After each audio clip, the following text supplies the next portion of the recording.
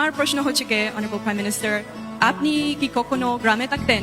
R if so, কেমন আপনার experience ছিল? আসলে আমার জন্ম গ্রামে। আমাদের গ্রাম টুঙ্গিপাড়া, সেখানে দুটো নদী, মধুমতি নদী এবং বাইগান নদীর কূলে।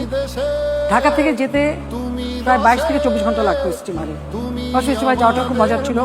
তা আমার যখন জন্ম হয় গ্রামেই জন্ম হয়, এবং আমি প্রায় 8 বছর বয়স পর্যন্ত গ্রামেই ছিলাম আমার দাদা দাদির সাথে। কারণ আমার বাবা রাজনীতি করতে যেয়ে বারবার জেলে।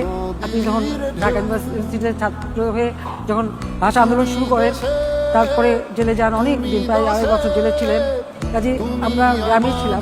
54 সালে ঢাকায় আসি, কিন্তু ঢাকায় আসলেও প্রত্যেক স্কুল ছুটিতে আমরা গ্রামে। তখন আমাদের কিছু ছিল না, রাস্তা ছিল না, ওই পুকুরে পানি বা খালে পানি ব্যবহার করতে হতো।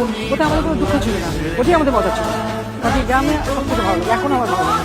আর আমি সবসময় মনে করি, আমি তো ঢাকা শহরে আমার কোনো বাড়িতে কিছু নাই, আমি করিনি, কারণ আমি গ্রামেই থাকি। আর এখন তো পদ্মা সেতু হয়ে গেছে, তাড়াতাড়ি চলে যাবে। গ্রামে খুব মজা, এই যে আম টাম পেড়ে খাওয়া, শীতকালে বই, কচকচি তেঁতুল। এখন তো অবশ্যই বুড়ো হয়ে সেগুলি খেতে পারি না, কিন্তু একসময় তো ওইগুলি খেতে ছুটতাম।